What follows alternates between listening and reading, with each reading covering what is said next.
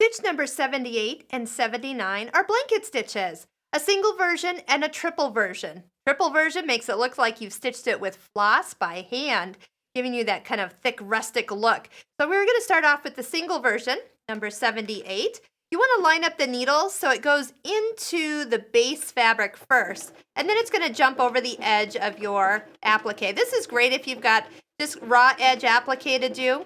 Now, this is sometimes a little hard to guide it down the middle of the foot like I'm doing. I don't really have anything of reference other than just watching the needle and staring at it.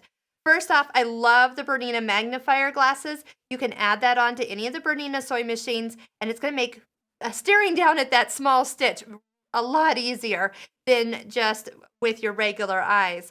Check out the magnifying glass at your local Bernina store. But what I do like to do is move the needle position to the far right. Now, I'm going to just kind of move my fabric over so my stitch looks like I've continued to stitch.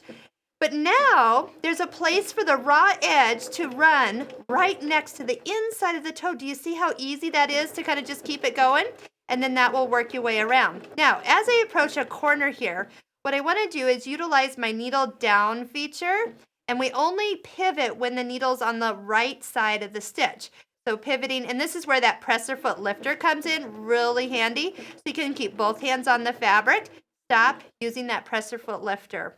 Now another thing too is after you start stitching is to evaluate the size of the stitch based on the piece you're going around. If it's something really tiny and small, you probably want to drop down the width end of the stitch as well as the length. I tend to kind of keep them proportional. So if the stitch width is 2, then I like the length is 2. The stitch is 3, make the length is 3. But go ahead and just adjust it based on your fabric so you have the look that you want. But it's really easy to set that up. Let's go ahead and switch over to the heavier stitch, stitch number 79. And then I'm going to put the needle back to the far right needle position. Okay, now when this stitches, it's going to go back and forth or bite inside.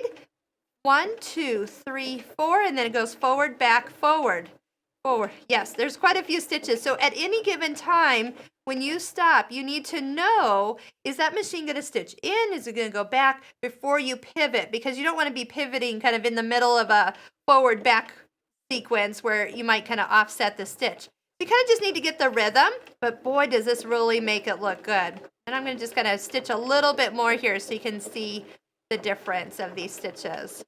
This would definitely look good a little bit larger on thicker projects. Maybe you're doing a wool applique. I'm going to stop here, do that pivoting so I can catch. I always try to keep the bites that are coming toward the inside of the project perpendicular to the edge. So if I feel like they're going to start to slant because I haven't pivoted the fabric, stop as soon as you can and get that turned. All right.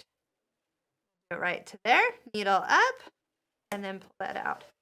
Look at how beautiful it is. Whether you choose the regular stitching of the single or the heavier version here.